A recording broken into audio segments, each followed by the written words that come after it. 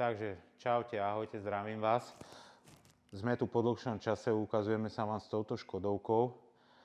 Od posledného videa, čo bolo, ako bolo auto pripravené na tmelenie po klampiarskej robote.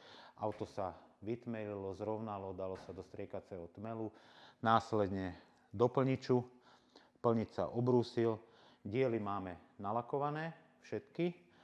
Máme nalakované vnútrajšky interiéru, podvozok, motorovú časť, kufor ideme dávať do hladka, strecha ide do hladka. Dneska sa robí posledné kolo, budúci týždeň sa auto naskladá už aj s tesneniami, so všetkými dielmi a prinesieme vám video, ako bude auto nachystané už naskladané a z našej strany to už bude ďalší projekt ukončený v tomto roku, takže sledujte nás, vidíme sa. Čaute.